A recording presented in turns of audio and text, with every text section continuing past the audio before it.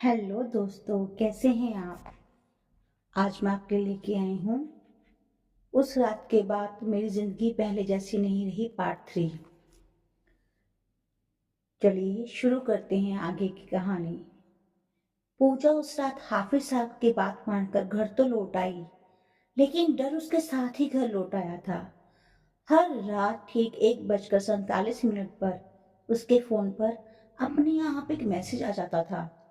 Screen पर रोशनी झिलमिलाती और फिर वो ही सिरन भरा मैसेज, मैं गया नहीं हूँ, भगाया गया हूँ, वो भी जबरदस्ती। मैं लौटूंगा तुम्हें अपने साथ ले जाने के लिए और फिर तुम्हारे जिस्म को नोच नोच कर खाऊंगा। मैसेज पढ़ते ही पूजा का कलेजा जैसे जम जाता। तभी कमरे से कहीं से डरावनी घुटी घुटी हंसी गूंजने लगती, जैसे कोई बहुत पास खड़ा हो। वो डर के मारे घर से निकलना लगभग बंद ही कर चुकी थी। हर पल उसे लगता जैसे कोई उसे घूर रहा है, उसके पीछे कोई साया चल रहा है।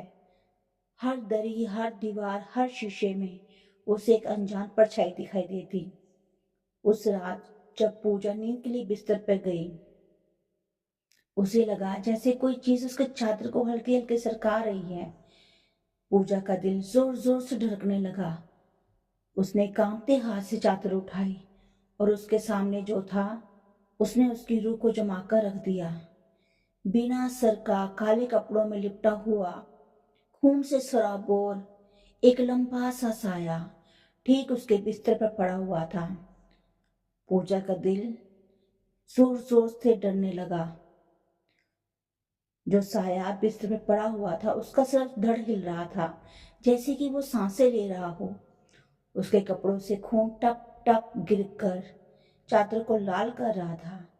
पूजा चीखना चाहती थी, माँ को बुलाना चाहती थी, लेकिन उसके गले से आवाज ही नहीं निकल पा रही थी, जैसे किसी ने उसकी आवाज को पकड़ कर दबा दिया हो। पूजा की आंखें फटी की फटी रह गई उस बिना सिर वाले साए को देखते ही।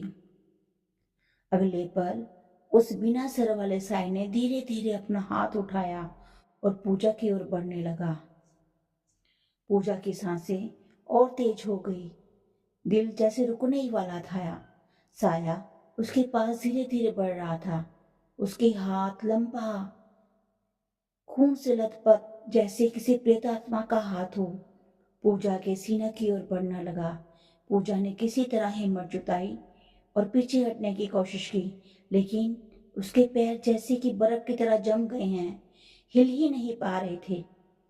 साया उसकी ओर झुकते हुए हंसी की घुटी आवाज में बोला, तुम भाग नहीं सकती, अब तुम सिर्फ मेरी हो। पूजा के दिमाग में सिर्फ एक ही ख्याल आया, मुझे यहाँ से निकलना होगा, चाहे कुछ भी हो जाए। वो जोर से चिल्लाने लगी, लेकिन आवाज अभी भी उसके गले में अटक रही थी। फिर अचानक कमरे में दीवारों पर लगे पुराने दर्पण में उसने देखा, साया सिर्फ उसके सामने ही नहीं, बल्कि सारे कमरे में उसे घेर चुका था। हर दर्पण में, हर कमरे में, हर कोने में खून से सने काले साए की अनेकों परछाइयां झूल रही थी और काले साए की हंसी 3 गुना बढ़ चुकी थी। पूजा का हाथ अपने आप रखे पुराने मुस्लिम ताबीज वाले लॉकर पर गया। उसने धीरे से ताबीज निकालकर फुसफुसाया, भगवान का नाम लिया और साथ में कहा, मुझे कुछ नहीं पता, आप खुदा हो, भगवान हो, जो भी हो, मुझे बचाओ। और उसने बिस्मिल्लाह कह के जैसे ताबीज की शक्ति कमरे में फैली, साया के सन्नाटों में गुजरा हुआ ठंडा हवा का झोंका आया। साया जैसे अचानक सदमे में रुक गया और उसकी हंसी छिप गई। पूजा ने देखा कि बिना सर वाला साया धीरे धीरे कमरों के दीवारों में घुलने लगा है और उसकी खौफनाक आंखें धीरे धीरे गायब हो गई। पूजा कांपती हुई जमीन पर गिर गई, जैसे कोई जिंदा लाश होती है। उस रात के बाद पूजा ने कभी भी अकेली रात में सोने की हिम्मत नहीं की। हर रात उसे डर रहता कि शायद कहीं वो साया फिर से न लौट आए। पूजा ने अपने आप को बचा तो लिया था, लेकिन डर उसके शरीर के अंदर अब तक जड़ जमाए बैठा था। कुछ दिनों तक उसने किसी से बात नहीं की, घर से भी निकलना कम कर दिया। लेकिन एक रात वही खौफनाक रात के 1:47 पर फिर आया। फोन पर एक मैसेज नहीं बल्कि एक लाइव वीडियो कॉल आ गई। पूजा ने जैसे स्क्रीन उठाई उसकी रूह कांप गई। वीडियो में दिखाई दे रहा था वही बिना सिर वाला साया कमरे के अंदर खड़ा, लेकिन इस बार उसके पीछे पूजा खुद खड़ी थी, बेहोश। साया धीरे से बोलता है, अब तुम्हारी बारी है, तुम्हारी आत्मा मेरे साथ हमेशा के लिए। पूजा ने तुरंत आंखें बंद कर ली, लेकिन जैसे ही उन्होंने उसे खोला वो घर में नहीं थी। सारी चीजें यूं की यूं ही पड़ी हुई थी। बिस्तर पर चादर, ताबीज, लॉकर सब वहीं, लेकिन पूजा की काया नहीं थी। सिर्फ उसका खौफनाक चीखों का शोर हवा में गूंज रहा था। फिर घर वालों ने देखा कि दीवार पर खून से लिखा एक संदेश, मैंने उसे ले लिया, अब ये खाली घर नहीं रहेगा। और तभी कमरे की दरी से हल्की हंसी गूंजती है, जैसे पूजा की आत्मा कहीं आसपास घूर रही हो। डर की कोई सीमा नहीं होती। पूजा खुद को हिलाने की कोशिश करती है, लेकिन उसके पैरों में जकड़न जैसी कोई शक्ति उसे बिल्कुल हिलने नहीं देती। अचानक कमरे की लाइटें फड़कती हैं, दीवारों से खून टपकने लगता है, जमीन पर पांव के निशान दिखाई देते हैं जो खुद पूजा के नहीं थे। हवा में उसकी चीखें और साया की हंसी इतनी तेज कि कान में दर्द होने लग जाए। साया धीरे धीरे उसके पास आता है और जैसे ही उसे छूता है, पूजा की रूह एक तेज झटके के साथ उसके भीतर से खिंचती हुई गायब हो जाती है। कमरे में अब केवल पूजा की चादर और खून के छींटे हैं। फोन स्क्रीन पर दिखाई देता है पूजा अब साये की नई शक्ति बन चुकी है। कमरे की खिड़की से हल्की हवा आती है और हंसी गूंजती है। ताबीज की ताकत खत्म होते ही पूजा का कमरा ठंडा पड़ गया। हवा में एक अजीब सी खामोशी, दीवारों पर फिसलती हुई परछाइयां। उसकी आंखें अचानक भारी होने लगी, जैसे कोई उसे नींद नहीं बल्कि बेहोशी की गहराई से धकेल रहा हो। उसने पलकें झपकाई और अगले ही पल उसके पैरों के नीचे गीली मिट्टी थी। उसने देखा कि वो अपने कमरे में नहीं है, लेकिन वो अभी भी जिंदा है। आसपास ऊंचे पेड़ों की परछाइयां और दूर से आती अजान की धीमी गूंज। हवा में मिट्टी और फूलों की मीठी लेकिन भयानक खुशबू। पूजा कांपते हुए उठी। वो दरगाह के पीछे वाले पुराने कब्रिस्तान में थी, लेकिन वो सोच रही थी वो वहां आई कैसे, उसे खुद नहीं पता। लेकिन फोन की स्क्रीन फिर से टिमटिमाई। रात के 1:47 पर अचानक पीछे के कदमों की आवाज आई, धीमी, भारी, जैसे मिट्टी पर बहुत बड़ा साया चल रहा हो। पूजा पीछे मुड़ी और सामने वही कब्र थी, वही कब्र जहां रिया को दफनाया गया था। कब्र की मिट्टी ताजा नहीं थी, वो हल्की हल्की हिल रही थी, जैसे अंदर से कोई बाहर निकलने की कोशिश कर रहा हो। पूजा की सांसें अटक गई, उसका शरीर जड़ हो गया। तभी रिया की आवाज आई, बहुत करीब से, बहुत धीमे सुर में, तुम आए क्यों नहीं थी उस रात पूजा? पूजा चीखना चाहती थी, लेकिन गले से आवाज नहीं निकल रही थी। कब्र की मिट्टी धीरे धीरे टूटने लगी और अंदर से रिया का खून में भीगा हुआ आधा सड़ा हुआ हाथ बाहर निकला। वो हाथ पूजा की तरफ बढ़ा और उसी वक्त पीछे से किसी ने उसका कंधा दबाया। पूजा मुड़ी, वही बिना सर वाला साया, काले लिबास में, और सबसे पहले 3 गुना बड़ा। उसने फुसफुसाया, तुम्हें वहीं आना था जहां रिया आई थी। अब तुम दोनों मेरे साथ हमेशा के लिए। कब्र का ढक्कन पूरी तरह खुला, रिया का शरीर आधा बाहर, आधी खोखली आंखें, और उसके चेहरे पर एक भयानक दरारों भरी मुस्कान। पूजा पीछे हटना चाहती थी, लेकिन उसके पैरों ने उसका साथ छोड़ दिया। साय ने उसका हाथ पकड़ा और रिया ने उसके दूसरे हाथ को कसकर पकड़ लिया, और अगले ही पल पूजा चीखते चीखते कब्र के अंदर खिंचने ही वाली थी कि तभी अजान की अजान की आवाज आती है, और उसी आवाज के साथ पूरा कब्रिस्तान शांत हो जाता है, जैसे वहां कुछ हुआ ही ना हो। बस एक ही आवाज हवा में गूंजती है, अब एक रूह हमारे साथ। पूजा ने कांपते हाथों से पलटकर देखा कि यहाँ पे अभी क्या हुआ था। एक भारी, तेज और गूंजदार आवाज पूरे इस कब्रिस्तान में फैल गई।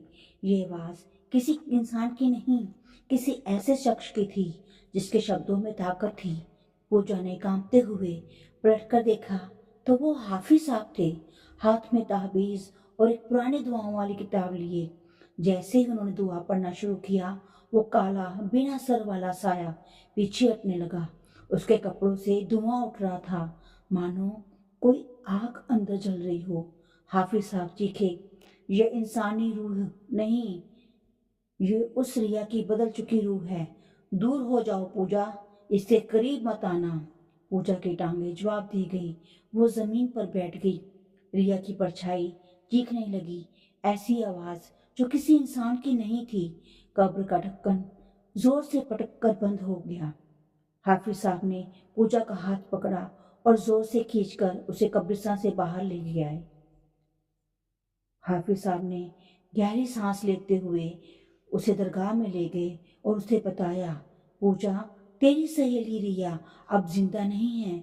उसकी मौत एक ऐसी रात हुई थी जिसमें वो अकेली ऐसी कब्रिस्तान के पास आई थी।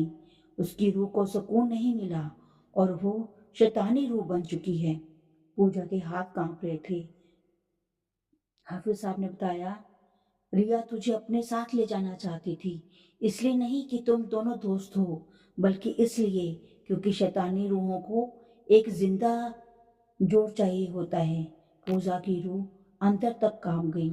इस जगह से दूर चली जाओ पूजा, वरना रिया तुझे फिर से बुलाएगी और इस बार मैं भी शायद तुझे बचा ना सकूं। ये सुनते ही पूजा की रूह अंदर तक काम गई।